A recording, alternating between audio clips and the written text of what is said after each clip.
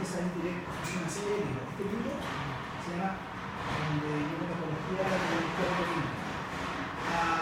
Él se lee, lo que les quiero decir, porque cuando lean el paper sepan lo que estamos viviendo en la batalla. No sé si me sigue.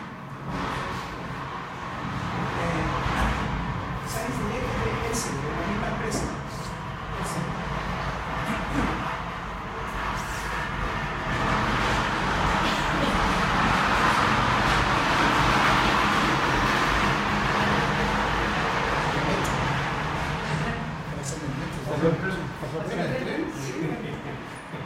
Han pasado cosas. Si se hablan de cosas, entren a Science, empiecen a tener esa cultura para leer los papers, pero los papers no solo me pongo a leer y los traduzco, más que eso, sepan de dónde vienen, qué cosas son estas cosas. Lo que está acá arriba es súper importante. Miren esto, miren este gallo, Harder. ¿Quién es Harder? O sea, que sale un numérico, era del Instituto de Diagnóstico Veterinario del Friedrich Leff, no sé cómo se dice, de Alemania. Entren a ese instituto. O sea, si este gallo escribe y es de este instituto, entren al instituto y saben qué es ese instituto. ¿Me cachan, no? O sea, es mucho más que ponerse como loco a leer. O sea, es la pausa, es lo que yo les digo que marca la diferencia. Cuando ustedes empiezan a hacer eso, cualquier cosa alguien le va a decir, no, pero eso no es verdad. Oye, este es un paper, todos dicen, no, si lo leí en un paper. Pero eso no es nada. ¿De dónde? No, del instituto, este es un instituto alemán, ¿verdad? Y este instituto hace esto, es referencia en esto. Estamos hablando de me cachan, ¿no? O sea, esto es parte de la lectura del paper. Creo que lo que dicen revistas, hay uno que es Red Web, claro. Es confiable. Son confiables, muchos son confiables, depende. Pero hay algunos que, si tú entras a esta revista, por ejemplo, porque en realidad todos son revistas casi. Porque yo hace tiempo encontré en una de esas redes un estudio en México sobre DDT, ¿Ya? que el tratamiento de la nifurtina lo hacen subcutáneo. ¿Ya? Y yo lo mencioné a unos profesores y dijeron que no, que eso que es imposible, que eso era mentira. Entonces tu argumento, yo no sé si lo vas a abrir acá, tu argumento es que si esa revista, por ejemplo, claro, pero esa revista mexicana, que podría ser la misma, que podría ser revista mexicana de medicina veterinaria, algo así. No sé cómo se llama esa revista. Tiene hartas publicaciones los mexicanos, harto. Los mexicanos son buenos, ¿eh? Ojo.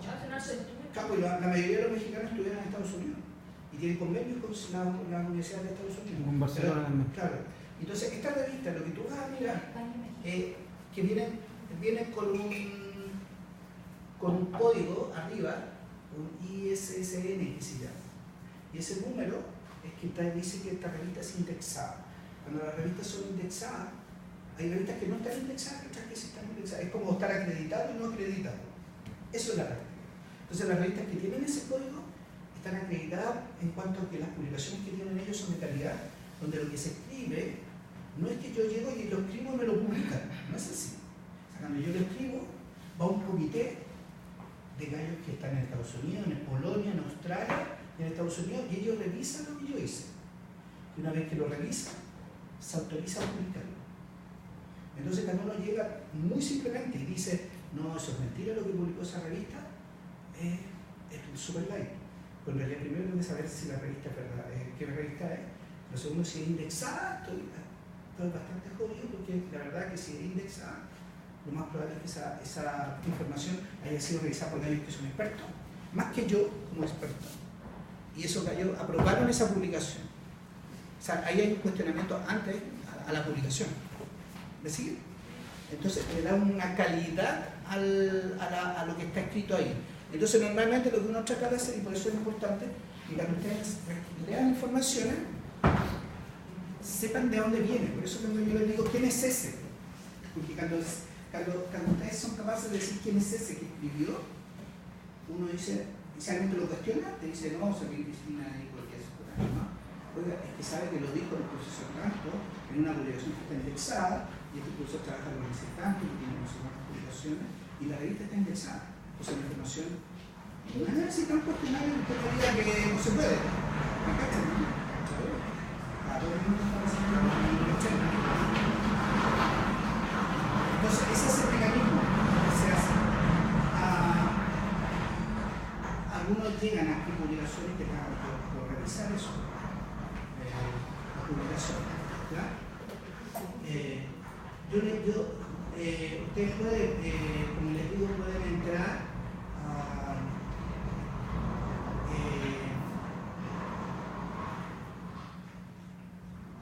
pueden entrar a esto, ¿ven que dice ISSN?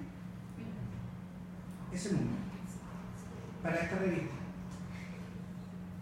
Entonces, esta revista, al tener este indexado, yo digo, o sea, lo que está aquí, que sale publicado, es ultra revisado por tipo de expertos en esa enfermedad. Porque la publicación les paga a ellos para que lo revisen. No paga mucho, pero te paga y te da un prestigio en tu currículum ser revisor de paper para los que trabajan en universidades que hacen investigación y desarrollo. ¿Vale? Acá en Chile hay gente que revisa, pero pocos. ¿Ya? Pero es un prestigio, es algo que después dice, no, yo reviso. Es un dato adicional como investigador.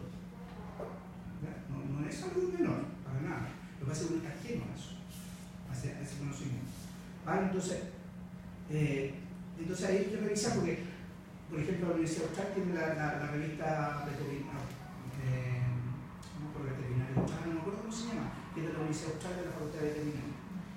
Y ese mismo profesor no está indexado, ahora sí está indexado. Y eso fue como un plus para él. Entonces ahora sí la gente quiere publicar en su revista. Porque si no está indexada, a mí no me interesa hacer una investigación, ponerlo en algo que no está indexado. Porque es como publicarlo en la cuarta. No lo mismo publicarlo que no les gusta el Mercurio, no lo mismo publicar en el Mercurio que publicar en la cuarta. No es que mejor que mi producto se venda en el Jumbo que se venda en la cuenta. Eso es la cuenta.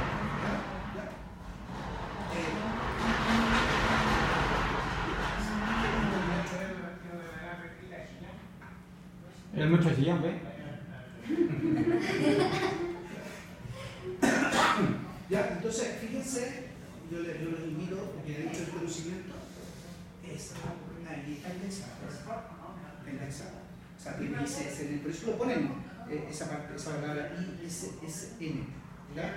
Entonces, yo les invito que cuando ahora lean los papers, creo que es muy importante que ustedes se fijen en todos esos detallitos y van a ir aprendiendo mucho más que van a leer y van a aprender de influenza, sí, está bien, pero además van a aprender que les quieren y van a empezar a meterse realmente. Y créanme que les va a servir,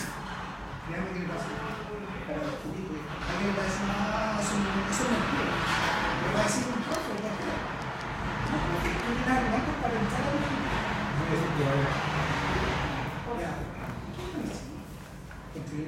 Oye, está haciendo la línea.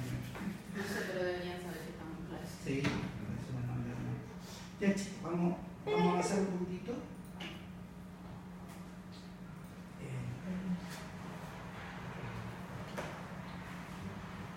Entonces, para que lo tenga súper claro, voy a tratar de hacer unas 15 preguntas de cada. De la materia que está aquí. ¿Ya? No le voy a preguntar de los papers que están puestos ahí de datos. Los papers que están ahí puestos de datos son para ustedes, para que lo vean. ¿Ya? Porque lo que yo voy a preguntar de la recuperativa van a ser esto que estamos viendo. Entonces, la recuperativa, chicos, preferentemente preguntas de gato y las preguntas del video de caballo. Esa clase que yo hice de caballo que está en video. Eso va a ser lo preferente de la recuperativa. La recuperativa va a ser la próxima semana. El doctor Gallerillo todavía no me dice la fecha. No lo sé. Sí, lo sé. No, las fichas ya están muertas. Ya están muertas y ya no hay nada más que preguntarle. Profe, ¿y la extinción es con rojo o sin rojo? Da lo mismo rojo. Ya. Da lo mismo. Le da 4-5 sin no importa si tienen rojo o lo que sea. ¿Vale? Eso es lo que indica la UA. La UA está diciendo, para ningún ramo, está diciendo que si tú tienes un rojo en una carrera, tienes que decir, eso no lo dice. Yo soy súper respetuoso. Claro, y no lo pregunto. Así que acuérdense que la recuperativa les va a reemplazar una de las notas. De hoy día, ahora tienen dos, que en realidad son tres. Lo que pasa es que yo no he puesto la tercera tercera, que es la mejor de esas dos. Entonces, cuando venga la cooperativa va a reemplazar una de esas tres. Hay alumnos que se enredan y que le reemplazo dos. La cooperativa reemplazada. Pero después viene y después tienen el examen. El examen, dependiendo, yo creo que va a ser normalmente gato caballo y un poquito por ahí de perro y un poquitito de las primeras clases. Yo a mí me gustan las primeras clases, sé que me conformo, porque no. Pero yo les pido que en los videos que tú amablemente subiste, vuelvan a revisar esa primera clase como una cosa para ustedes. Pues en realidad, como yo insisto, podemos largarnos a decir enfermedades, pero las enfermedades las van a leer. Las van a leer en cualquier parte. Y seguro que van a encontrar que les dejé ahí varios aspectos súper buenos, mucho mejor que la casa. Ya, ese fue mi desahogo personalmente. Creo que hemos meditado respecto a esto. Ahora no solo ustedes, toda la universidad, la PSU, todo el desastre de política nacional, eliminar la PSU y no tener ni siquiera idea de que lo vaya a pasar. Siempre va a haber filtración y selección. Si no va a existir PSU, seguramente la UNA va a poner una prueba para entrar. Por lo tanto, va a tener que ir a una prueba acá, una prueba allá, una prueba acá, una prueba acá, no debe dar una sola PSU. Es una cuestión que ya los países lo pensaron. Entonces nosotros queremos cambiar modelo, o un modelo que ya los países lo tienen solucionado también. Es una cuestión es bien claro, o sea, es imposible. Pero lo cambiar por qué. O sea, ¿cómo se me preguntas también? Es un tema, ¿por qué se los comento? Porque ustedes son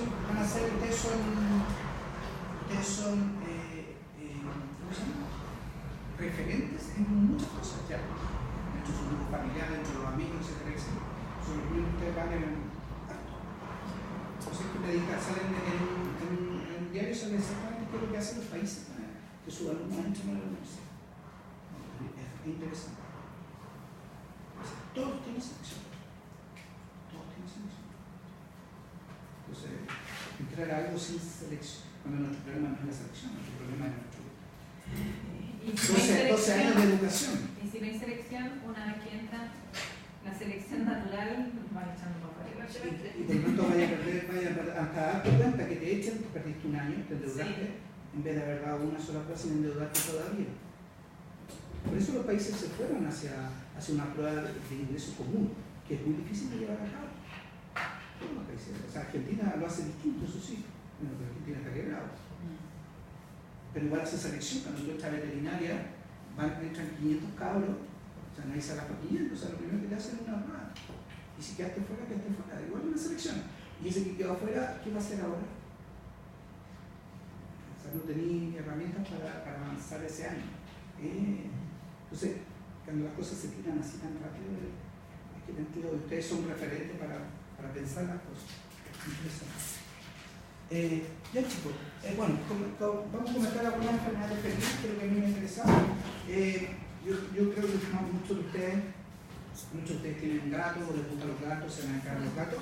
Los gatos, en mi caso yo he trabajado con alguna enfermedad felina, específicamente en las dos primeras. Acá hay un error que dice que la vida citarse tiene que poner la vida Félix, yo cambio de Félix, igual a citarse, pues yo lo cambié a otra día. Los gatos sufren mucho de diferentes cuadros. Les recomiendo nuevamente, no solamente los papers que yo les dejé ahí para que los lean si les gustan los gatos, les dejé muchos papers, pero podría haber dejado muchos más. Son alguna selección que yo hice rápido de paper en la base de datos NSTI, que se las mostré en las primeras clases también, entonces ocupan esa base, no se dejan, a menos que ustedes tengan la oportunidad de usar la base de datos de la universidad, donde entran a Science Direct, ese que salía del paper, ese Science Direct que te lleva, que es Elsevier, que te lleva a buscar paper. Esos son buscadores de paper, es como Google, en vez de ser, es como el Google... Un buscador científico, ¿no? Claro, como un científico. ¿Ya? Chicos, pero acuérdense de entrar... ¿Cómo se llama, profe? Science Direct. Acuérdense de esa página que yo les mostré. Acuérdense de esa página que yo les mostré el año pasado de Cornell. Porque acá en la parte felina, el centro de control, el centro de salud felina, aquí tienen una serie de tópicos relacionados con cosas felinas, y lo interesante que estos, por ejemplo, si ustedes tienen una deficiencia felina, como vieron en el semestre pasado, ustedes aquí a su vez pueden ser hábiles, ¿ya? Y cuando van entrando acá, van entrando a ver cosas de la enfermedad, pero son cosas básicas, pero aquí ustedes pueden tomar algunos datos y buscar en papers cosas más, ir avanzando. Esto es lo básico, esto no es específico, ¿ya? Pero sí pueden encontrar acá cosas interesantes, ¿ya? Si les gustan los datos, me parece interesante que ustedes puedan ir a cursos y cosas así. Bueno, los gatos, un gran problema de los gatos, ¿cierto?, es que sufren de muchos cuadros respiratorios, otros cuadros, pero los cuadros respiratorios son importantes los felinos, sobre todo en cierta época del año, ¿ya? Lo comentamos. Porque aquí aparecen una serie de enfermedades que son importantes dentro de los grupos felinos, dentro de la parte felina. Yo les dejé varios papers de esto que son los herpes felinos. Les dejé unos papers súper interesantes para entender un poco la enfermedad. Lean los papers. La verdad que yo destiné tiempo a buscar papers, no para que ustedes preguntárselo en una prueba, simplemente para que ustedes lo lean. Y a mí me parecieron que hay varios papers que son interesantes, que les hacen comprender mejor. Esta enfermedad es producida por un herpes virus, específicamente el que se llama el herpes felino tipo 1. Por eso ustedes ya entienden que hay varios herpes, ¿ya? Que afectan a felinos, hay otros que afectan a bovinos, a caballos, etcétera, etcétera. Es un virus DNA sumamente frágil, por lo tanto, afortunadamente frágil, por lo tanto, para ser transmitido, pero son frágiles, requiere cercanía. Entonces, cuando se infecta el gato, cuando tiene contacto directo con algún fluido de otro gato enfermo, contacto con fluidos, ¿ya? Entonces, eso significa que lo vamos a ver más adelante, pero por ejemplo, sale con la saliva y luego tiene contacto con esa saliva. Entonces, cuando tienen contacto con esa saliva, cuando se la lengüetean, es una opción. Por otro, cuando tienen peleas, y ahí se transmite el agente infeccioso.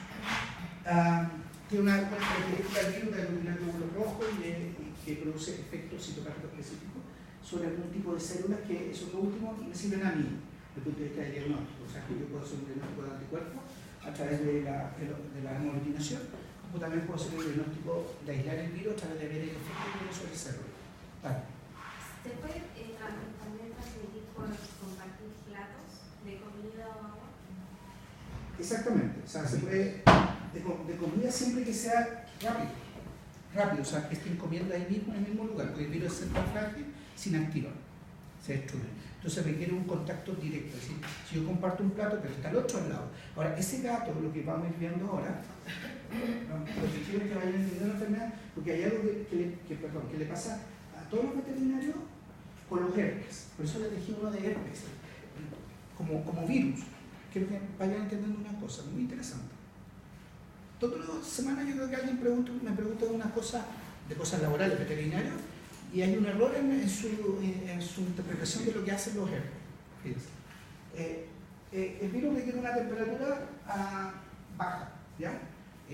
Los herpes no replican tanto, no les gusta tanto las temperaturas altas de los animales, por eso en realidad tienden los virus a replicarse a una temperatura menor, por eso cuando se aísla el virus cuando se coloca sobre células en estufas especiales, se le baja un poquito la temperatura.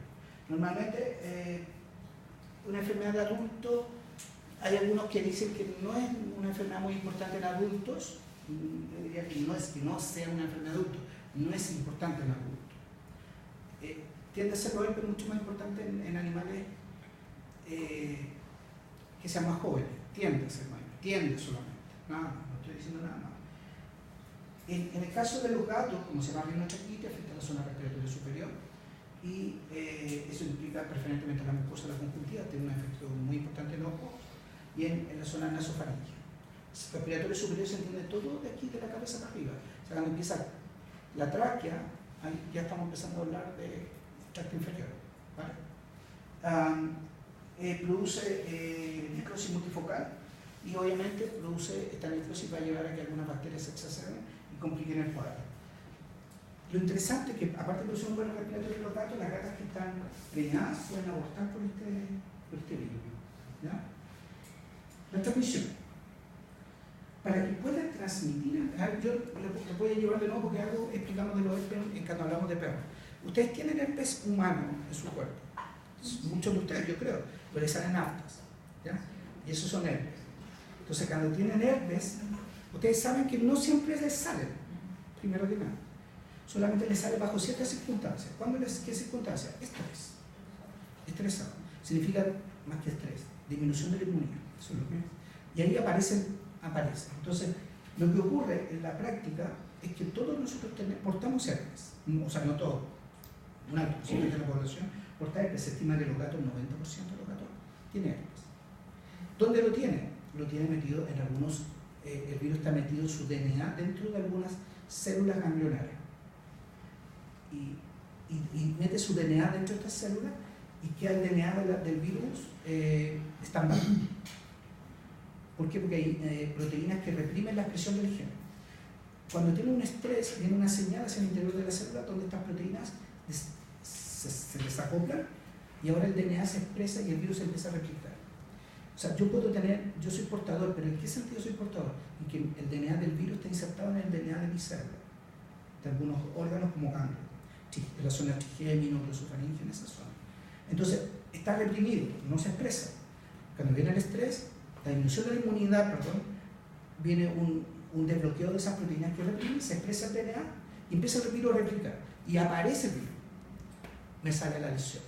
Y cuando tengo la lesión, ahí infecto. Una vez que desaparece la lesión, no infecto. Por lo tanto, no transmito la enfermedad.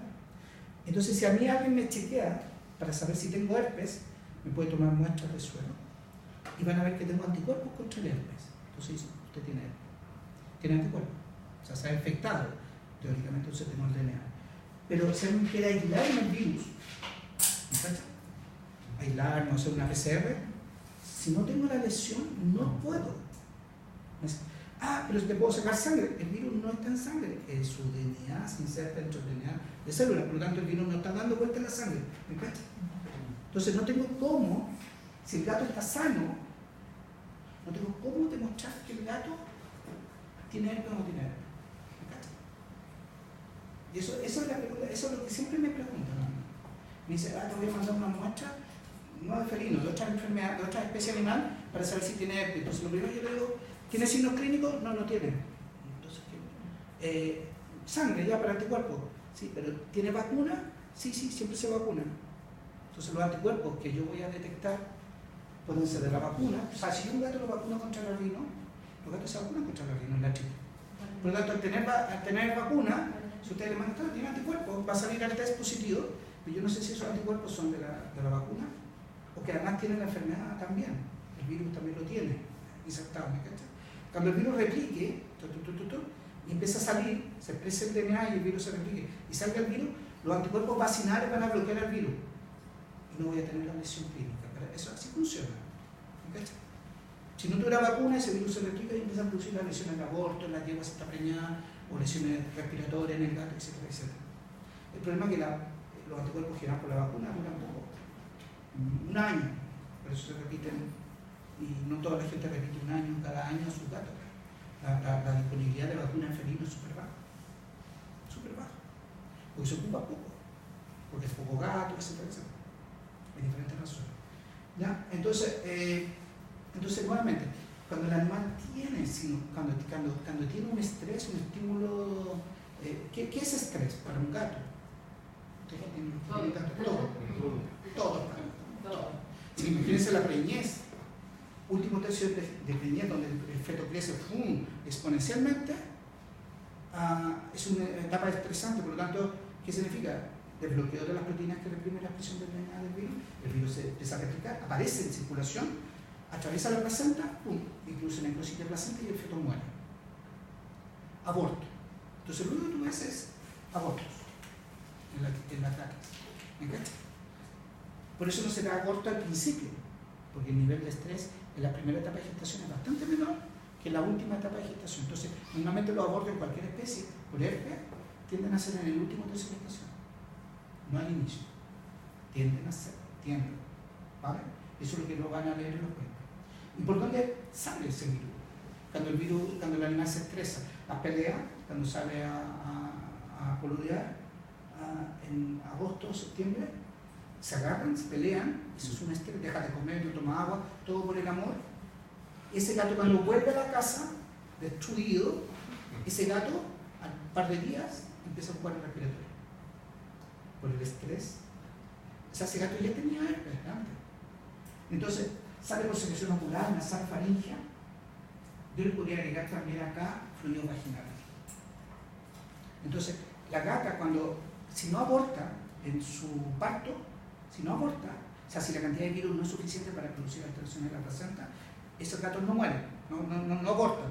Pero cuando nacen y salen por el canal del parto, se infectan con los fluidos vaginales. Y por lo tanto, nacen con virus. O, si no se infectaron con los fluidos vaginales, cuando la gata después le pasa la lengua para limpiarlo, lo infecta. O, si después comparte algo con otros gatos, se infecta. O sea, tiene muchas alternativas durante su vida de infectarse con herpes igual que nosotros. Nuestros besos del papá a nosotros nos transmiten herpes, etc. O de otras personas también, ¿cierto?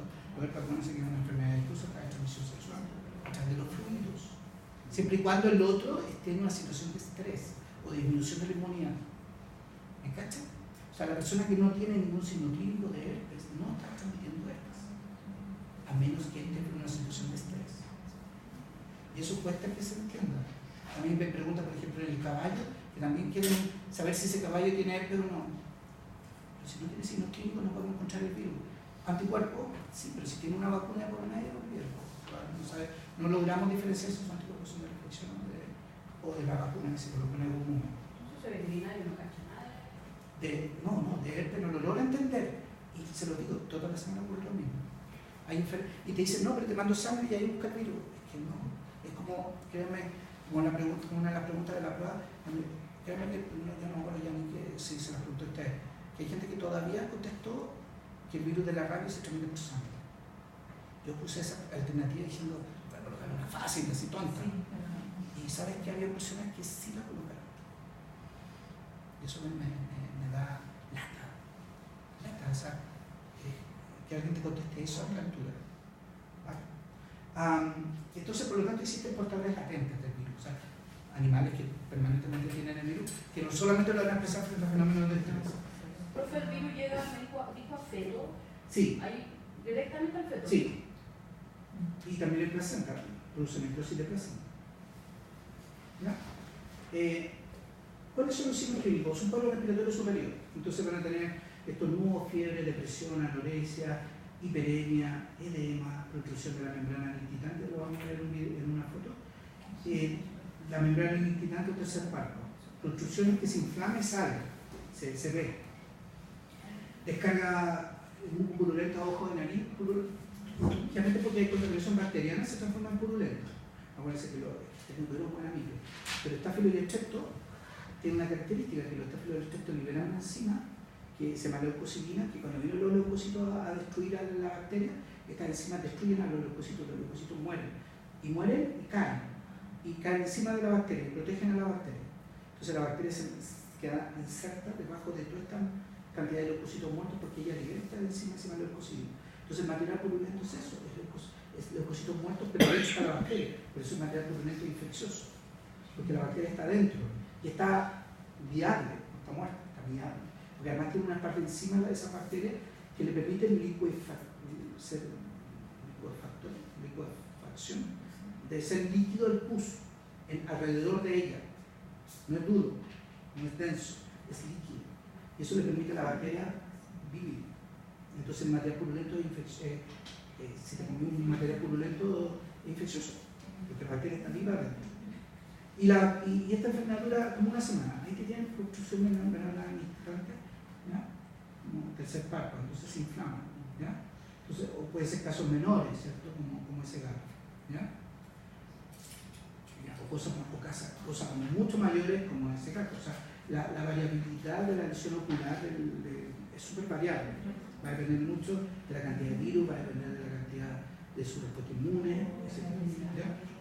¿Ya? Ahí tienen diferentes lesiones oculares. Por ejemplo, los herpes normalmente producen lesiones oculares en todas las especies. ¿Es bilateral? Puede ser unilateral o bilateral. Sí, puede ser uni o bilateral. Entonces, que sea uni, no necesariamente porque se haya golpeado o se haya pegado con alguna cosa, puede ser unilateral. Profe, ¿Sí? ¿y la lesión depende de la agresividad o del tiempo en que el gatito está así? No, depende de la cantidad de virus ingresados y depende del estado inmunitario del gato. Entonces, gatos que tengan a lo mejor una vacuna de hace un tiempo atrás, más allá de un año, ellos tienen niveles de anticuerpos todavía, pero no niveles protectivos, pero tienen anticuerpos, no niveles protectivos. Entonces, el gato se enferma igual, pero la severidad de la infección y la duración de la enfermedad es menor porque aún quedaban restos de anticuerpos con una vacuna hace 2 años. Entonces, de hecho hay vacunas, y por eso se cuestiona un poco a veces la vacuna de herpes, porque hay vacunas que no es que eviten que el gato se enferme, sino que hacen que el cuadro sea menos grave y dure menos. Y entonces la decisión es, entonces la gente vacuna a sus animales, entonces dice, pero igual se enfermó. Sí, se enfermó con la vacuna, pero su enfermedad es mucho más suave y dura menos. Incluso a veces esa vacuna evita que su anticuerpo que genera la vacuna hace que la enfermedad no se transmita a otro animal, lo cual también desde el punto de vista epidemiológico bueno. Entonces, ustedes tienen vacunas en el sistema que son vacunas tan buenas que el gato o los animales ni se enferman. Pero también tiene otro grupo de vacunas donde no son tan buenas, pero por lo menos la enfermedad dura menos y es menos severa. Eso es muy importante. Lo ideal es que sea la vacuna no pase nada. Ahora, ojo con esta enfermedad, que son los calicivirus felinos, porque los estos cálices vienen de taza, de cáliz, ¿ya? Porque se parece a una taza. Y estos son virus bastante pequeños, son RNA, producen también efectos citopáticos, no produce aglutinación de glóbulos rojos. Para el diagnóstico me refiero, nada más a tu último punto. La diferencia con el anterior es que este sí resiste el medio ambiente y produce una enfermedad súper parecida a la anterior. La rinotraqueitis es como tiende a ser como el cuadro respiratorio superior. Los cálices tienden a ser un poco más graves, porque no solamente puede ser al cuadro respiratorio superior, sino que se puede extender hacia abajo, hacia producir neumonitis, cosas así. Pero el rinotraqueitis, hay herpes, que cuando el gato está con el cuadro respiratorio superior se contamina con bacterias en forma secundaria y hace un cuadro respiratorio inferior, ¿me cachas? Entonces al final, cuando tú tenías un gato con cuadro respiratorio, clínicamente es difícil decir cuál es, si es una rinotraqueitis o un calicivirus felino. Si ustedes fueran de la industria porcina, de la industria avícola, lo primero que hacen es tomar una muestra y le hacen PCR. Y ahí saben si es cálice o rinotraqueitis. En la industria felina, eso es bastante relativo, porque en realidad en la práctica es un cuadro respiratorio, es parte de un complejo, que se llama complejo respiratorio del felino, donde el tratamiento va a ser exactamente igual, va a ser sintomatológico, ¿no? Entonces, no tiene mucho sentido saber definitivamente cuál es, si es una rinotraqueitis o un cálice, porque el tratamiento va a ser sintomatológico, ¿no? Entonces, hacerle gastar al dueño una PCR es como medio loco. Es bueno para uno para saber, mira, lo que hubo aquí fue un... A no ser que sea una cosa repetitiva. Claro, pero si es repetitivo en el tiempo, o sea, está haciendo muchas veces el cuadro clínico, lo más seguro que tú dices, ¿por qué está haciendo el cuadro repetitivo muchas veces? ¿Qué está pasando con ese gato? Entonces seguramente acá hay un problema inmunológico del gato, porque no es normal que haga, igual que uno humano, que haga todo el tiempo cuadros respiratorios. Entonces claramente aquí debe haber algo inmunológico de fondo. Y ahí hay que entrar a las causas inmunológicas, que pueden ser desde leucemia a SIDA felino, a otra causa inmunológica, ¿vale? Nutricional, que tiene un efecto sobre la inmunidad del animal, etc. Entonces, si ustedes ven, hay cuadros que se extienden hacia la parte inferior del gato, ¿ya? Ahora, se transmite también bajo la misma vía. Es ese gato que está con secreción ocular, está con tos, con lagrimeo, y va a tener siempre por vía de secreción ocular y nasal, o faringia, sus saliditas, las gotitas. Por lo tanto, cuando comparte un plato de agua con otro gato, sale eso. Y los gatos al tomar agua en el mismo plato empiezan a contaminarse. O simplemente la cercanía y pasarse la lengua, etcétera, etcétera, contagia. Cercanías. O sea, un gato que pasa por una vereda y el otro pasa por la otra vereda, no lo infecta. Cercanía. ¿Me cachas? Y esto puede durar, la transmisión del virus puede durar días, incluso puede durar un par de semanas. El gato está transmitiendo en medio ambiente. Hay gatos que portan calicivirus que lo mantienen en en su cuerpo por muchas semanas, por tanto ellos empiezan a tener cuadros de gingivitis adicionales. O sea, la gingivitis uno siempre lo asocia a un cuadro más crónico, ¿ya? Y el calicivirio se puede dar. Una característica es esta úlcera en la punta de la nariz, esta úlcera que se pueden dar en calicivirio, o esta úlcera en la lengua, ustedes pueden ver ahí. Esas úlceras en la lengua por cálice se dan, pero también se pueden dar en la rinotraqueitis felina, en los herpes también, en la leucemia felina también, se pueden dar, o sea, no es patognomónico. Tienden a darse, la gente dice que la cantidad de lesiones en la lengua son mucho mayores con calicivirus que con otras patologías, pero ese mucho mayor no es patognomónico, o sea, no te hace decir esto es calicivirus. Siempre el diagnóstico, ustedes deben tener siempre de referencia que el diagnóstico definitivo va a ser el laboratorio. Haberle tomado una muestra para el diagnóstico. ¿Y la úlcera en la punta de la nariz también se puede dar en el calicivirus es mucho más común. O sea, mucha gente dice úlcera en la punta de la nariz, esto es cálice y es probable que sea cálice. ¿Sabes cuál es el problema? Que nosotros, por lo menos, por lo que hemos tenido la suerte de poder hacer biología molecular en un montón de gatos, hay gatos que tienen calicivirus, pero ese gato también tiene herpes. Obvio, pues se infectó cuando es chico, a lo mejor con la salida del canal del parto, o su madre lo langueteó, ese gato tiene herpes.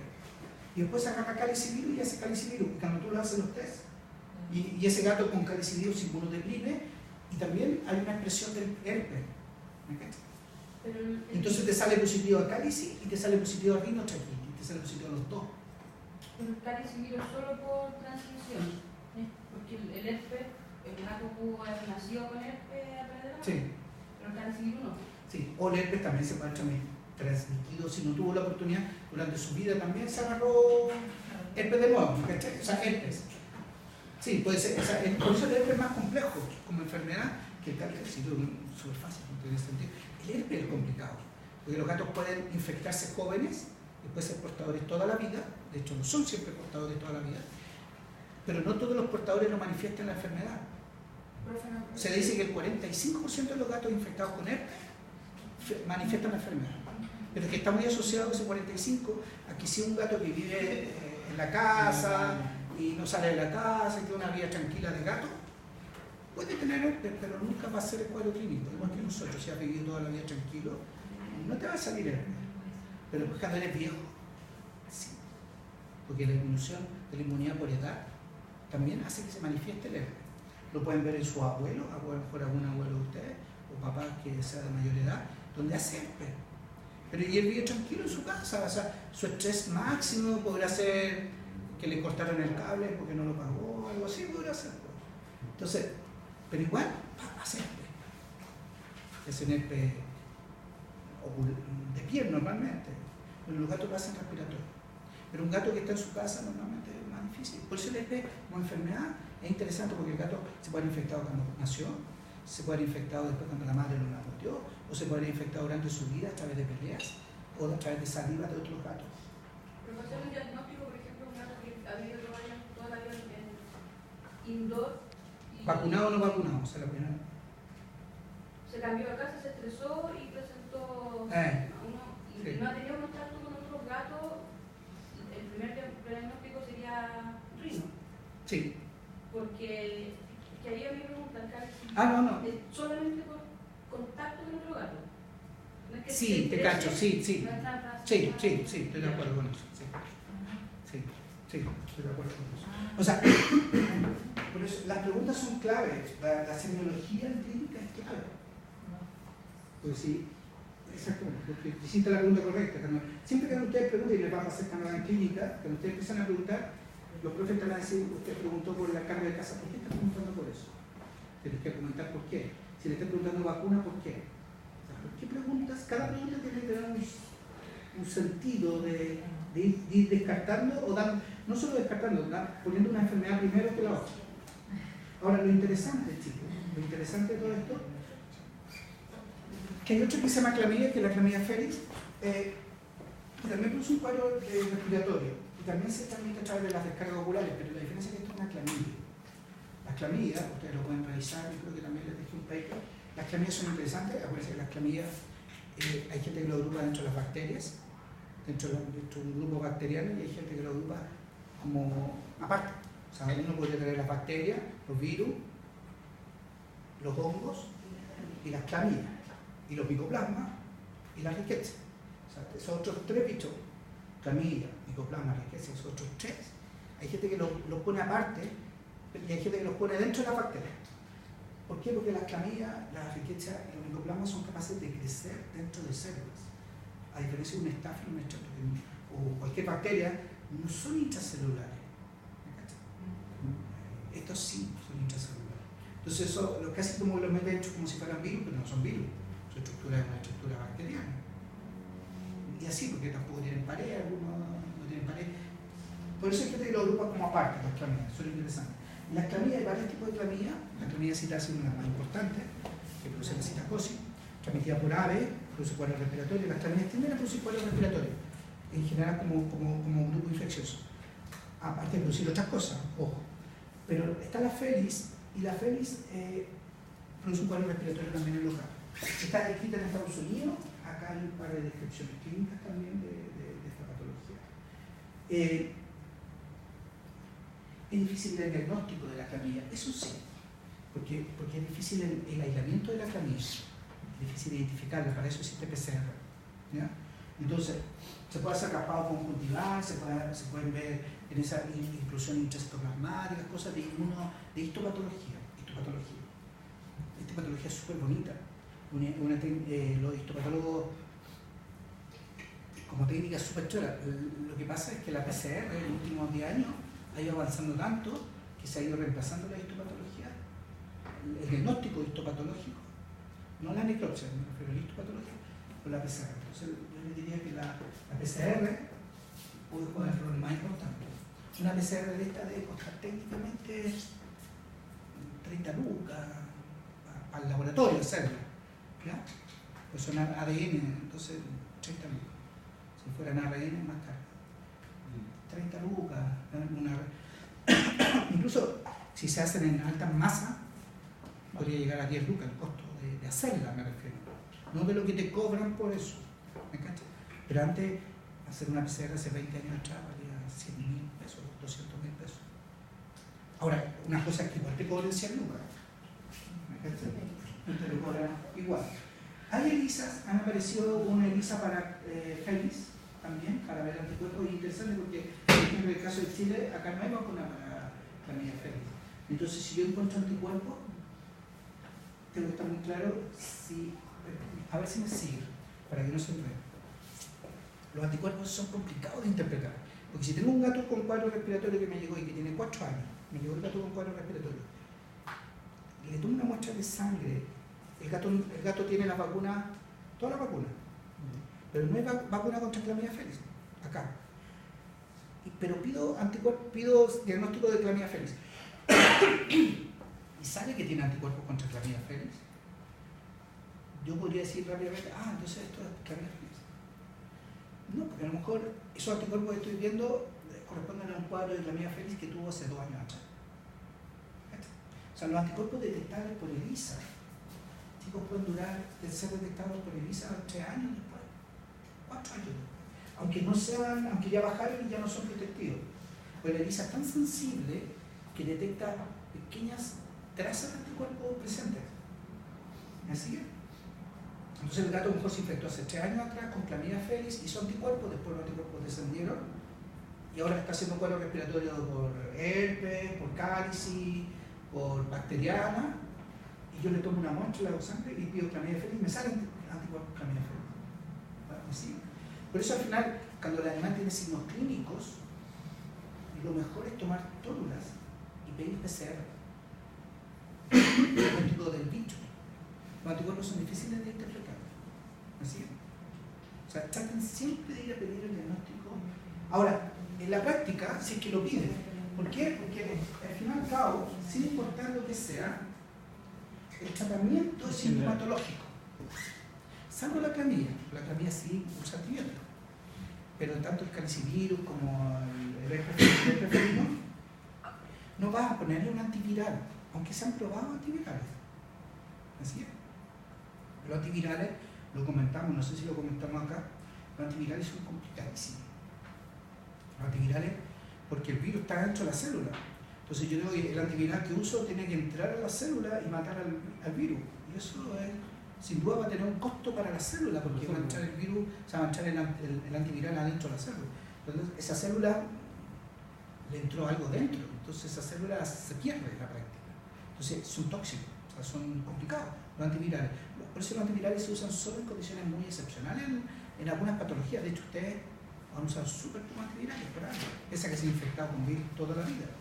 Toda la vida han tenido rota, corona, influenza, etcétera, etcétera. Las guaguas de nosotros también. Pero se usa poco, porque tienden a ser tóxicos. Por eso el tratamiento, por ejemplo, del SIDA, mezcla antivirales para evitar la toxicidad de algunos más que otros, entonces hace una mezcla de antivirales. ¿Vale? Entonces, si bien, por eso les puse acá antivirales, porque hay gente que postula antivirales, yo creo que no corresponde poner antivirales. O sea, se puede manejar de otra forma. Hay gente que ha probado lisina. Muy común, pero existe cuestionamiento respecto a la efectividad de la lisina. Y ahí ustedes, yo creo que les dejé unos papers.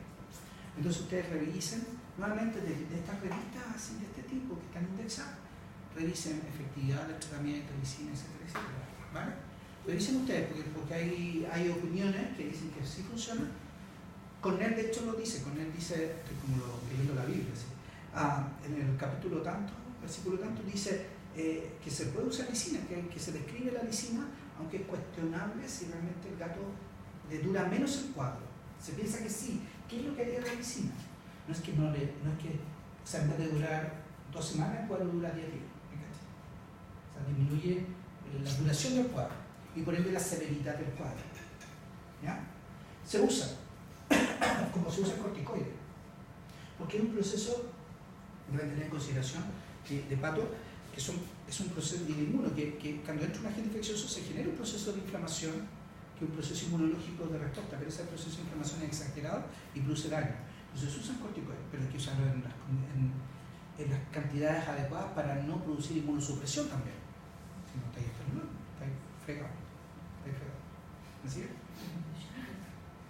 Y de ahí siguen con todas las terapias que ustedes tengan disponibles. Si estamos en Estados Unidos, en una clínica en Estados Unidos, claro, tendremos oxígeno, mucolítico, nebulización, diazepanes, antibióticos. Aquí la doxi es importante porque sirve para clamidia. O sea, ahí tiene, o sea, que ustedes, yo creo, o sea, habría que preguntarle a los felinos acá qué tan importante es la clamidia. A mí me parece que no es importante la clamidia en Chile dentro del cuadro de la batería de enfermedades que le produce al gato acá. Pero si esperan en Estados Unidos, los gringos sí ponen doxi, porque al final no van a ir a saber qué es lo que es. Simplemente ellos dicen, el gato tiene un cuadro respiratorio, del complejo respiratorio. Por lo tanto, mi batería de tratamiento va a incluir un par de antibióticos por si fuera clamidia. Es una opción. La otra opción es que hagáis el diagnóstico, PCR, y saber definitivamente qué es lo que es. Todo depende de las posibilidades que ustedes tienen y que van a tener. Voy a preguntar ahora. ¿Por qué diazepam? Sí, hay gente que usa diazepam porque tiene varios efectos de diazepam, no solamente de producir una inmunosupresión. Estos gatos cuando están, como cada uno está con estos cuadros respiratorios, está en ¿cómo decirlo? Es un estado de estrés adicional. Como para Claro, como que calma y hace que disminuye el estrés en la práctica y por lo tanto mejora la respuesta inmunológica. Eso es lo que se ha visto con tratamientos con diazepam. Se ve que se mejora la respuesta inmunológica a través de este otro efecto. Entonces hay algunos que hacen eso. Entonces, porque actúa una persona que no quiere ser tranquilito, aquí acostadito, viendo tele, tranquilito. ¿Por qué tranquilito? ¿Pero también podría ser con ketamina? No lo sé.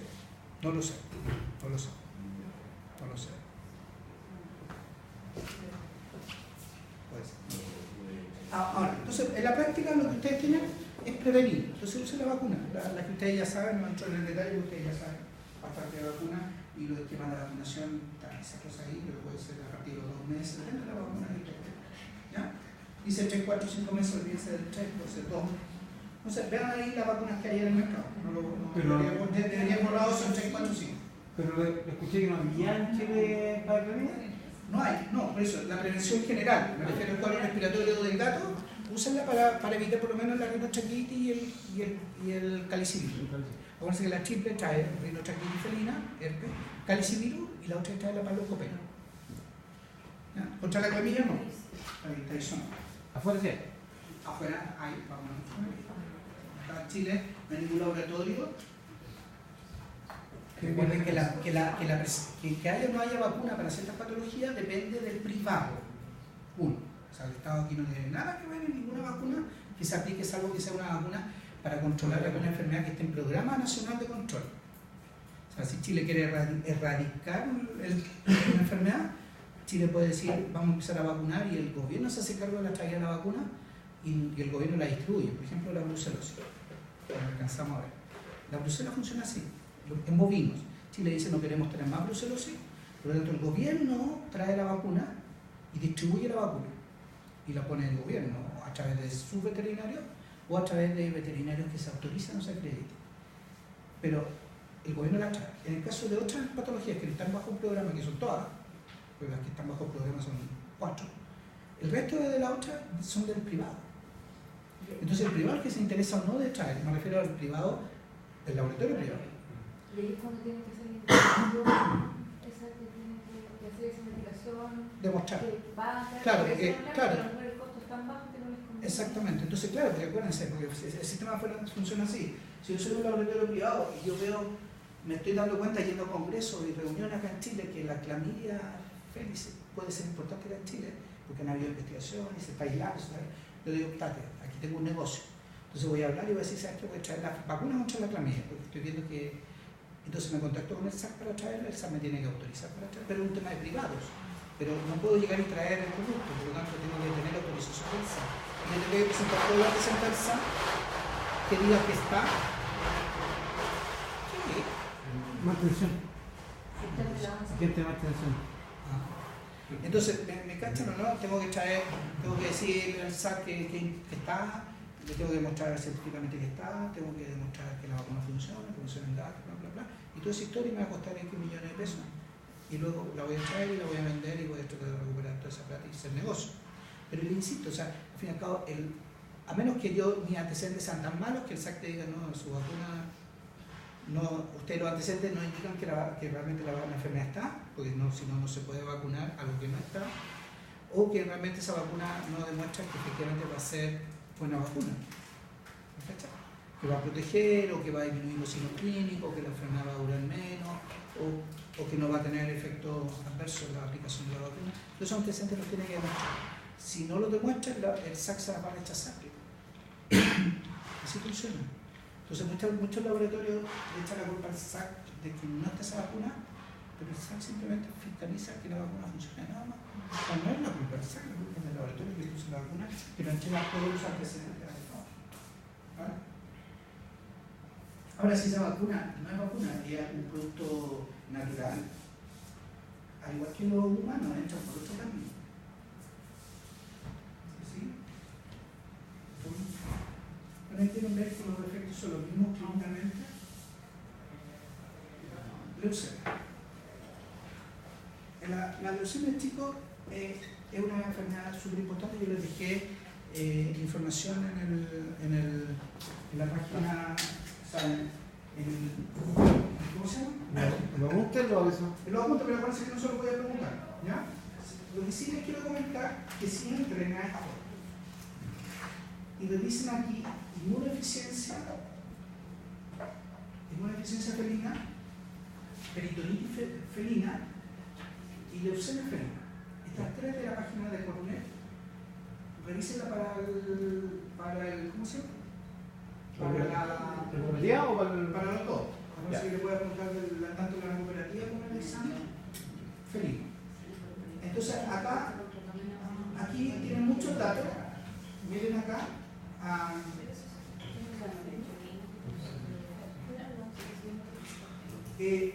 acá van a encontrar muchos antecedentes de leucemia, entonces véanse eso también, ¿ya? Esto le hacen así, chicos, y hace ahí y lo traducen, ¿ya? Y le ponen traductor y ya está. Además no tiene nada especial. Lo que sí me parece muy interesante, chicos, acá que miren, es esto. Esos son los test.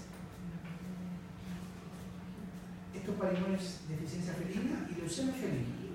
Aquí viene una explicación interesante respecto al uso de los ELISA y respecto al uso de la PCR en gatos para el diagnóstico de leucemia y de la inmunodeficiencia felina. Esto léalo porque les va a servir muchísimo.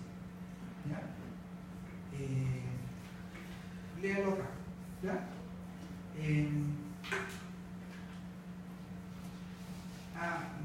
Fíjense, aquí vienen varias frases interesantes como esta. Porque cuando tú tienes un gato que está vacunado, lamentablemente cuando tú vacunas generas anticuerpos. Si después dejas de vacunar en el tiempo, como yo les digo, los ELISA, cuando yo le hago una ELISA después a un gato, le voy a encontrar anticuerpos. Y que pueden ser restos de anticuerpos de las vacunas anteriores. Pero el gato ya no era nivel de anticuerpos protectivos y el gato se puede haber infectado por el virus. Entonces, ¿cómo demuestro que esos anticuerpos son de la infección y que no corresponden a una vacuna antigua? Y eso es muy difícil de hacer para estas patologías. En estas no se puede hacer. En otras patologías sí se puede hacer. Lo que pasa es que las patologías importantes sí se puede hacer. Porque las vacunas son distintas. Las vacunas vienen deleteadas, que se llama.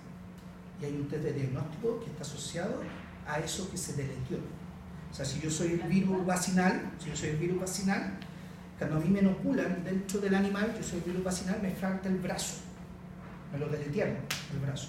Y cuando yo entro, genero anticuerpos contra mi pelo, nariz, pero como no tengo el brazo, no genero anticuerpos. Y luego el test de diagnóstico, lo que busca son anticuerpos contra este brazo, que la vacuna no lo tiene. Entonces los animales que tienen anticuerpos contra el brazo es porque están infectados de campo. El virus de campo tiene todo. Entonces tiene que estar asociado la vacuna con el test. Para eso tiene que haber suficiente lucas de que me paguen eso de investigación y desarrollo. Por lo tanto, una enfermedad como la leucemia, donde existen pocos gatos todavía, etc., no paga eso. Ni ninguna de perro, ni de gato paga eso. Lo que lo paga la industria avícola, la industria porcina, la industria salmonera o la industria bovina paga eso. Por eso uno como que en áreas, les digo, en áreas de enfermedades animales, en todas las otras creo que los perros y los gatos están súper desarrollados, imágenes, radiografía, estamos de acuerdo en eso, drogas de tratamiento, etc. También desarrollados. Pero todo lo que sea test de diagnóstico y vacuna,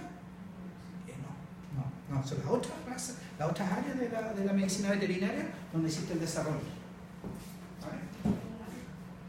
Porque hay mucha plata por medio. Profe, pero en el caso para diagnosticar inmunodeficiencia igual debería ser más fácil porque no hay vacuna. Claro, exactamente. O sea, si yo tengo estoy de acuerdo contigo. O sea, si yo tengo anticuerpo contra inmunodeficiencia felina, tiene inmunodeficiencia felina de base. Sí, estoy de acuerdo. Sí. Ahora los test que se usan, ustedes también lo saben, no son test normalmente para detección de anticuerpos. O sea, lo que se usa para inmunodeficiencia felina y leucemia felina son test rápidos que detectan las partículas virales. Son test contra antígenos. Por eso están los test contra antígenos y los test contra anticuerpos. Son test contra antígenos. Siempre es mejor ir a hacer un test contra antígenos. Siempre es superior.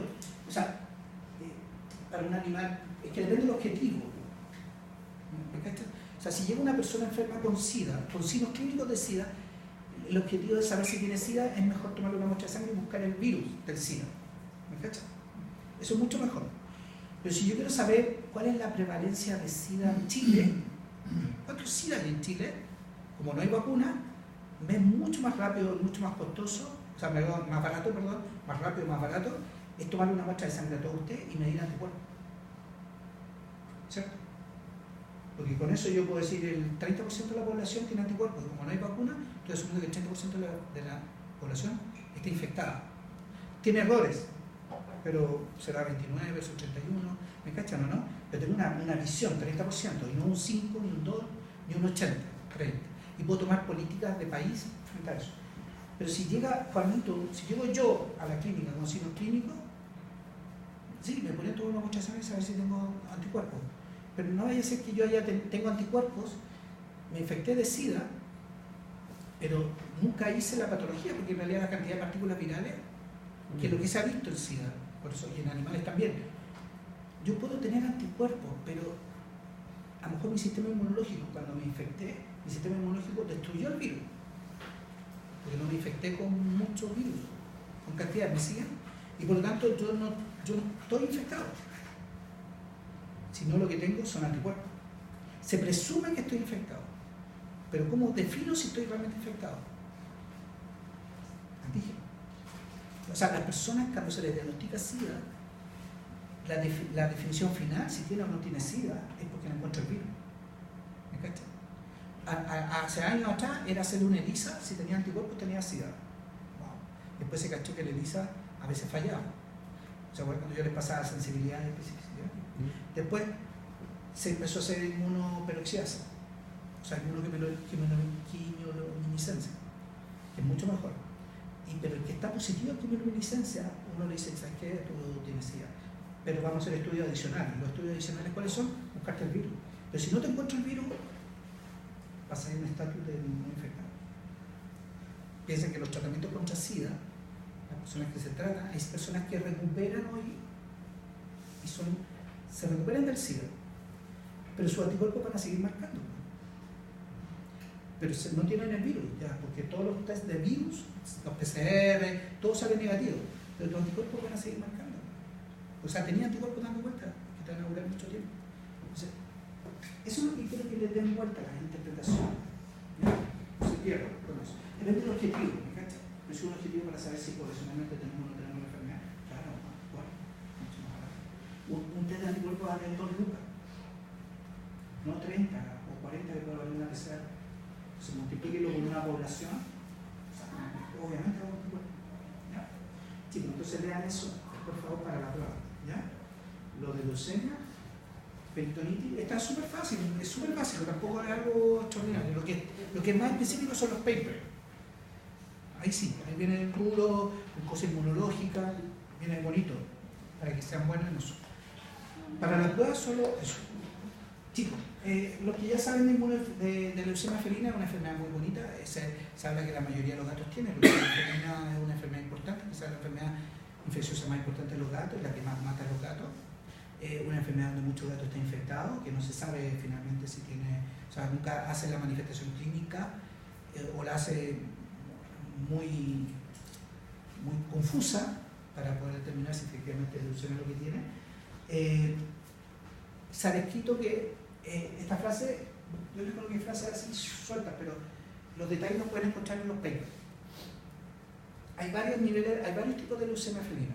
No entren en detalle, lo ven en los papers. Hay que se llaman del tipo A, tipo B y tipo C. Hay uno que es del tipo B y tipo C de ese virus de leucemia felina que se ha visto que es capaz de replicar en células humanas. In vitro. Y eso asustó al mundo, pero nunca se ha visto en la práctica gatos con leucemia felina que le hayan transmitido el virus de leucemia felina a sus dueños. ¿Así es? Por eso hay gente que se asusta con la leucemia desde ese punto de vista, pero es netamente algo in vitro, y de in vitro saltar en vivo hay una gran diferencia, porque in vitro no funciona el sistema inmune, nada. Simplemente si el virus es capaz de tener receptores en esa célula y infecta nada más. Pero acá te obvias todo el sistema inmunológico, mucosa, un montón de cosas. Entonces, ojo con eso, no, nada más. ¿No? Por eso se considera que el gato puede transmitir al humano, los animales, las personas no se infectarían, pero sí generarían respuesta inmune, porque obviamente es un antígeno, pero es como si yo me inoculo distemper también. O sea, no me va a infectar, pero sí al entrar el virus distemper, el sistema inmune lo va a considerar algo extraño y hace anticuerpos, pero no te da la enfermedad. Entonces se considera que no. Es un retrovirus, es un virus que tiene tasa reversa dentro de su estructura, y eso hace que transformen su ARN en ADN complementario y replican, lo mismo, pero de ahí viene el nombre de retro. ¿Ya? como esos memes que salen retrovirus con pelos así de los años 80, ¿han visto, no? Son retros, pero se refiere a retro de ese tipo. Hasta que pasa a verse. Son virus de RNA envueltos súper largos. Súper largos. Por eso los retros, como el virus del SIDA, la leucemia felina, o SIDA felino, o SIDA humano, y otros SIDA de inmunodeficiencia en los animales, la anemia de Sequina, los caballos, etcétera, etcétera, son virus tan lábiles que requieren la transmisión por contacto directo. Directo, como el SIDA humano. Y los virus, por lo tanto, en la jeringa y todo eso, tienen que ser transmitidos casi en el momento. Por ejemplo, si yo uso una jeringa y me inyecto una droga y después esa jeringa la uso 2 días después en otro, más probable es que el virus haya muerto. Dura súper poco, tiene un par de días y se muere. ¿Ya? La gente no lo sabe. ¿Ya? Yo me acuerdo que en Brasil, si creo que les comenté, en San Pablo había una señora que era doctora que tenía una casa en San Pablo donde estaba aburrida y le entraban a robar todo el tiempo, entraban a robar y le puso reja eléctrica, puso de todo, vidrio molido, todo. Y entraban, es un gato dentro igual, le da lo mismo. Hasta que puso jeringas, salió en la televisión, el tipo era médico, puso puras jeringas, y con cartel diciendo jeringas con SIDA. Y no entraron, nunca más. Pero si hubieran ido a la clase de infecciosa, habrían cachado que están igual, porque el virus no estaba ahí. Le llegaban meses, pero como no cachaban, lo ven. La alta prevalencia, una enfermedad muy común en el mundo de la leucemia felina, se llama algo que sorprende, es severa y mata gatos. Mata gatos domésticos. ¿Ya? En silvestres sí hay experiencia, también, pero no vamos a entrar en silvestres, ¿ya? En los zoológicos, de vacunar. Da lo mismo que gato, no hay ninguna predisposición de nada. Referente por dónde sale, por saliva. Es una enfermedad que sale excretada por la saliva, es una cosa interesante. Por lo tanto, todo lo que implica transmisión de saliva entre gatos es complicado. Eso significa las peleas. ¿Ya? Por eso dentro del mecanismo de prevención de la enfermedad está el castrar a los gatos, para que no vayan a pelear, lo cual encuentro desde el punto de vista ahora de ni uno más de machos, me opongo a la castración, ya que estamos no cortamos cola, oreja. Yo quiero castrar al gato, ¿por qué no vacuna al gato mejor? En vez de estar castrándole eso. ¿Sí o no? Cortándole. Los hombres tenemos que ahora sacar la voz y reclamar nuestros derechos ahora, incluir la castración. El cortador. El cortador. No era mi culpa. Entonces, claro, la culpa de la leucemia. Entonces, obviamente el virus es súper sensible a todo, como todos los retrovirus. Todos los retrovirus son sensibles, todos, afortunadamente. ¿Ya? Entonces, cualquier cosa ustedes que hagan con el virus lo van a. No se ve nada. Bueno, lo que les quiero mostrar es un poco que el virus se mueve por varias partes. Produce linfadenopatía, o sea, va a los ganglios primero, cuando el virus ingresa, va rápidamente a los ganglios regionales, normalmente de la cabeza, se produce un aumento de los ganglios, el virus replica dentro de células ganglionares, el virus le encanta los linfocitos T, ese es su target, el virus va a replicar ahí y se va a mover a través del linfocito, va a producir una hiperplasia linfocítica, es decir, como empieza a afectar a los linfocitos T, empieza a haber aumento de linfocitos T en circulación inmaduros para poder compensar los que están dejando de estar vivos. Útiles, se va a la médula ósea y esto es todo un rollo, porque el virus se va a la médula ósea y afecta el desarrollo también de otros linfocitos T que salen a circulación y B. Pero lo interesante es que el virus puede quedar en médula ósea. Ojo con eso. Y por eso hay gatos que pueden salir negativos a ciertos tests. Yo les voy a tratar de dejar una interpretación de los tests, lo tengo en otra diapo. Una diapo que es como bien básica, como de vacuna de gato, está a un nivel más básico que muy básico para ustedes, pero se la voy a dejar. Y en esa diapo que viene va a salir como uno esperaría la respuesta a los test asociado a en qué etapa de aquí está el virus. Por ejemplo, si está en médula ósea es probable que algunos test salgan negativos. ¿Me cachan? Por eso hay veces que uno dice, ¿por qué salió el test negativo y después sale positivo? ¿O por qué antes era positivo y ahora es negativo. ¿Me cachan? Ese enredo que se hace desde el punto de vista interpretativo de la enfermedad, lo voy a mandar, porque es más fácil, que se lo manden en el cuadro. ¿Ya? De esa semana de la ósea, como dice ahí, los animales se van a infectar a partir de gatos que están infectados y el virus va a persistir por un periodo prolongado en la médula ósea. O sea, los gatos pueden mantener el virus en médula ósea y empezar a dar negativo a los test. Por eso los test negativos se repiten. ¿Ya? Porque no es normal que un test negativo, si tú eres negativo, ¿me cachas, no? Pero ¿por qué esta maldita enfermedad? Te dicen, no, repita los 6 meses, o repita los 4 meses, o repita los 3, o repita la X. Es porque el virus se mantiene en médula ósea y ya está en varias médulas óseas. Y no sale a circulación. Por tanto, no hay estímulo de la inmunidad, y la inmunidad que generó pasa. Los anticuerpos que se generan duran poco, pasa. Y luego que hace esto, se puede eliminar y salir de médula ósea, diseminarse, que ahí sí, como dice abajo, efecto del sistema inmune reciente. ¿Vale? Y de ahí se va a reflejar. Lo más importante es que el virus afecta a la serie blanca, afecta a linfocitos T, pero indudablemente empieza a afectar también a B. Yo les dejé varios papers de leucemia, salen mucho más específicos. La enfermedad es muy interesante, es compleja, súper compleja. Puede afectar a la serie roja, por eso los gatos tienen anemia. Y afecta a plaquetas también, por ende tienen anemia. ¿Ya? Lo interesante del virus de la leucemia felina que no es solo una disminución de la serie blanca como si fuera SIDA, sino que este virus tiene otra capacidad, que es producir además tumores. Que algo que no ocurre con el SIDA humano, si se dan cuenta. Esa es de la misma familia retrovirus. No es un virus que tú hagas tumores con SIDA, simplemente tienes disminución de la inmunidad, que es lo que hace este virus. Pero este virus además produce linfoma, tumores, cuando replican a nivel de los ganglios. ¿Ya? Y eso genera una serie de cuadros clínicos asociados a los tumores. Por ejemplo, si el tumor estuviera en los ganglios mediastínicos, aquí sobre la tráquea, produce compresión y por lo tanto disnea. Entonces tú vives en el gato solo disnea. Entonces, cuando se ve un aumento de ganglios, de tamaño, la gente sospecha de leucemia felina. O sea, la verdad es que la leucemia es un poco cualquier cosa que tú veas. Sospechas de leucemia felina. Porque además los linfomas, estos tumores pueden estar, y estos tumores que corresponden, perdón, es que el virus replica y produce una alteración genética en los linfocitos, pero además, y por lo tanto son poco prácticos, poco efectivos, pero por otro lado, el sistema inmunológico al darse cuenta que tiene una menor cantidad de linfocitos, manda linfocitos a circulación, que es una linfocitosis reactiva, y manda linfocitos, y muchas veces empieza a mandar incluso inmaduros, y esto invade.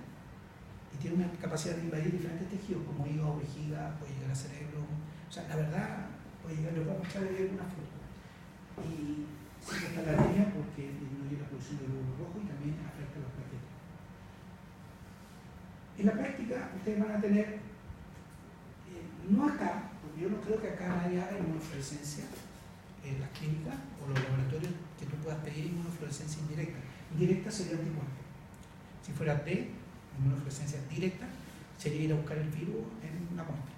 Acá tú puedes mandar muestras de sangre y se puede hacer anticuerpos por inmunofluorescencia o por ELISA. Como dice aquí, que en el caso de que se tiene médula ósea, esto no sirve porque no genera respuesta inmune. Entonces no es detectable. El animal está infectado, pero sale negativo al test. Entonces no tiene porque no funcionan como todas las patologías. ¿Me cachas? Es como cuando hablamos de rabia. Siempre los anticuerpos. Por eso, cuando yo les preguntaba ¿qué test usted utilizaría para rabia en una sospecha clínica? Y todos me ponían, igual me marcaban seroneutralización, seroneutralización para medir anticuerpos, porque les puse esa frase, para medir anticuerpos. Inmunofluorescencia, o no sé qué cosa le ponía, inmunofluorescencia indirecta, para medir anticuerpos. Y la pregunta era en un animal clínico. ¿Tiene signos clínicos? Le vaya a ser muestra de anticuerpos de rabia. Era tan fácil, y yo le diría que el 90% contestaban, porque la pregunta era clínico. No estoy preguntando qué test existen, los test que existen son muchos, pero cada test te sirve para ciertas cosas y para otros momentos no te sirve. Entonces, la pregunta aquí podría ser, ¿el ELISA te sirve en todo momento? ¿Es un muy buen test para diagnosticar siempre? Leucemia felina, no. No te sirve para diagnosticar siempre. Porque los gatos que están en persistencia en la médula ósea no reaccionan. O sea, no es un test de elección así, vamos, ¿me cachan o no? No es el test. Entonces aquí hay que jugar. Lo que sí han aparecido los test rápidos, ¿cierto? Los PENSAI o inmunocromatografía de flujo lateral y PCR o los ELISA, que son para buscar no anticuerpos, sino que para buscar el virus a partir de lágrimas y saliva. Y los PCR se pueden hacer a partir de lágrimas y saliva, y los test rápidos se pueden hacer a partir de lágrimas, saliva o sangre, dependiendo. ¿Me cachan? Entonces, es ir a buscar el bicho. Esa es la clave. La clave siempre es ir a buscar el agente. Siempre destinen todos los esfuerzos, cuando tienen animales con signos clínicos, de ir a buscar el bicho. Esto para cualquier cosa. Un animal con lesión de piel y ustedes sospechan alguna enfermedad, ir a buscar el bicho. Los anticuerpos son difíciles de interpretar. Son difíciles de interpretar. Ahora, un animal sin signos clínicos no tiene muchas herramientas. Salvo que supieran que efectivamente el bicho está circulando, está en sangre y lo pueden chequear de sangre, pese a que el animal no tiene signos clínicos. Me refiero a una persona con SIDA o un gato con SIDA, o sea, con sospecha de leucemia. Hay gatos que no tienen nada clínicamente, pero si yo quiero saber si el gato tiene leucemia, puedo tomar una muestra de saliva o de sangre, dependiendo del test, y puedo ver si tiene leucemia, si porta leucemia. ¿Me cachan? ¿Siempre va a traer sangre? A menos que tenga una cosa. Entonces los test pueden ser negativos.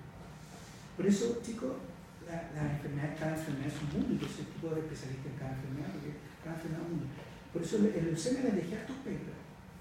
Y por eso le hago parten con lo de Cornell primero, para que tengan una visión básica de la enfermedad, y luego se van a los papers. Yo te voy a subir eso, es de vacuna. Insisto que ustedes lo van a encontrar básico, súper básico. Pero en la parte de leucemia les va a salir ese cuadrito. Aquí les voy a pegar solo el cuadro. No están bonitas, pero son básicas. Chicos, tratamiento. Quimioterapia. Algunos hacen quimioterapia.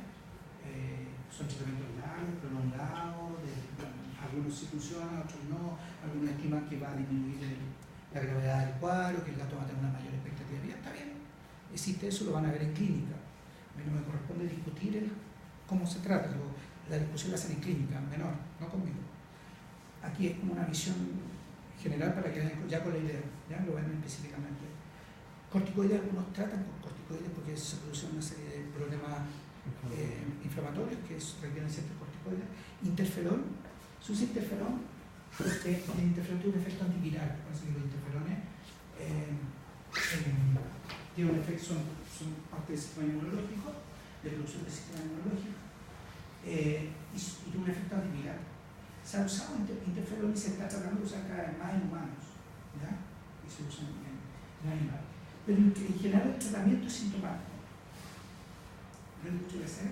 Hay gatos que tienen una expectativa de vida, puede ser 2 años, 3 años. Hay gatos que tienen leucemia y viven mucho tiempo. Hay gatos que no. Yo no entro en detalles, la leucemia es un mundo. Yo no entro en detalles de otra cosa que se llama los anticuerpos FOCMA de leucemia. Lo que ocurre con la leucemia, como enfermedad, por eso la enfermedad es para hablar 5 horas de leucemia, fácil. Cuando entra, si está la célula infectada, cuando viene el virus y entra al interior de esta célula, el virus leucemia, que es un virus envuelto, deja parte, cuando entra, deja parte de sus proteínas, las deja afuera de la membrana de la célula infectada. ¿Me cachai? ¿Cierto? Es como si yo entro a la sala, dejo parte de mis pelos en la pared, en la puerta. Entonces, eso es muy bueno porque el sistema inmunológico va a decir, acá hay proteínas virales en una célula, antígeno, por lo tanto yo respondo inmunológicamente. Entonces los gatos hacen anticuerpos contra esas proteínas que están en la membrana. Y eso significa FOCMA, que son anticuerpos antígenos de membrana, en inglés, FOCMA. No me acuerdo la sigla en español. Entonces, hay unos test que miden no anticuerpos contra el virus, sino que son anticuerpos, si el gato está haciendo anticuerpos contra esos antígenos FOCMA, que son esas proteínas que el virus deja en la membrana de la célula que infecta. Entonces se estima, eso se hace en Estados Unidos, acá yo no conozco a nadie que haga anticuerpo antifogma, que se llama, que significa que cuando yo digo, ya el gato tiene leucemia, la pregunta es, ¿qué expectativa de vida tiene el gato? ¿Cuánto va a ser? Entonces yo lo puedo decir al baño 1 año, 2 años, pero cuando tú le detectas, si el gato está haciendo anticuerpo antifogma, que si se lo detecto y hay estudios de niveles de anticuerpo antifogma, ¿cuántos anticuerpos hace? Los gatos que hacen altos niveles de anticuerpo antifogma, significa que su sistema inmunológico está respondiendo y está destruyendo, está reconociendo esta célula infectada, por lo tanto la destruye con los virus que están adentro, destruye todo. Y por lo tanto ese gato tiene más expectativa de vida que un gato que no está haciendo anticuerpos contra fogma, lo que significa que el virus está entrando, está replicando y está saliendo y nadie le está poniendo algo en contra. Y ese gato tiene una expectativa de vida que puede ser máximo 6 meses. ¿Me cachas? Entonces, hay muchas cosas en leucemia interesantes más que en otras patologías de felinos, donde hay mucho desarrollo de este tipo, de cosas de ese tipo. Que normalmente, como yo le digo, y por eso tiene que pescar un poquitito en el sentido de que la enfermedad en sí, las enfermedades en sí, como son, la parte clínica es la misma de siempre, siempre en 100 años ha sido la misma.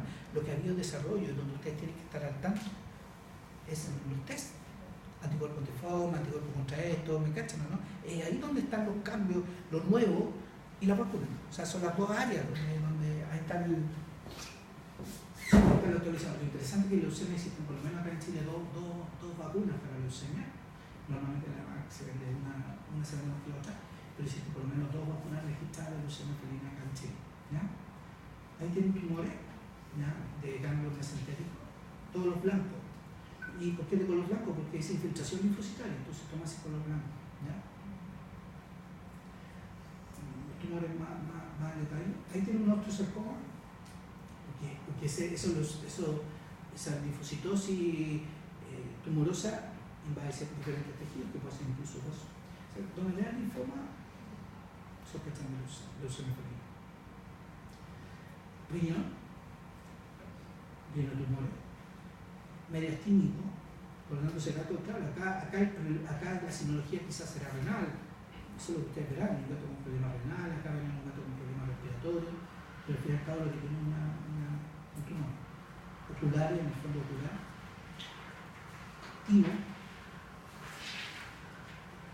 y los test que ustedes ya saben que los test rápidos,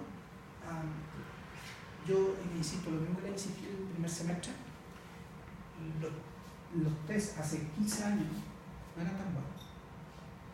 Hoy los test son muy buenos, tan rápidos, muy buenos. Y ustedes lo han visto, aunque sean más antiguos, con lo que ocurría con los test de embarazo. Antiguamente fallaban, hoy no fallan. No fallan dentro del rango que dice que hay que ocupar. Entonces, claramente, si tú conoces bien la enfermedad, tú sabes que los test van a dar positivo, van a dar negativo bajo ciertas circunstancias. ¿Cierto? Entonces, usen los test. Pero primero tienes que saber bien de la enfermedad para estar seguro del resultado. O sea, no, el resultado está bien. No sé si me siguen. O sea, si yo estoy usando un test donde el virus desaparece en circulación por un tiempo, y tiene el virus, pero no lo tiene en circulación, entonces sale negativo. El gato tiene la enfermedad y después la hace clínicamente, y tú decías, antes es malo porque al final hizo la enfermedad. No, lo que pasa es que el ciclo de la enfermedad hace que en un momento desaparezca de circulación. Y por lo tanto, no es culpa del test, es culpa de ti que no lograste interpretar bien. O sea, no existe posibilidad de hacer esto bien si es que no lo asocias a cómo es el ciclo de la enfermedad en el animal. Esto sabe más que nosotros. El resultado de esto es correcto. Nosotros lo interpretamos mal. Entonces, cuando alguien te dice, no, el test es malo, no, normalmente tú es más malo. O sea, que es mejor que uno. Apóyense los test. Apóyense. Pero con ese grado de interpretación, primero saber bien cómo funciona la enfermedad y la interpretación del test. Tienen que echar a mirar qué es lo que dice la marca respecto a esa enfermedad. ¿Forma? Ahí está. Mi tiene que ir con forma.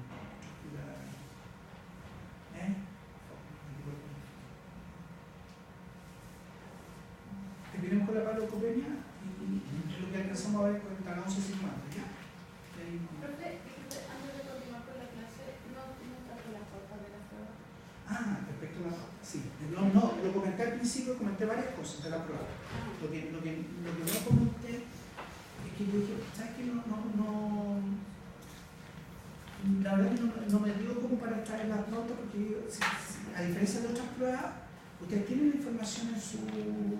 Ustedes manejan la información de qué sería correcto. ¿Cuáles son las alternativas correctas de eso, de la prueba? No estaban todos que documenté, pero lo que yo comentaba que la prueba en la práctica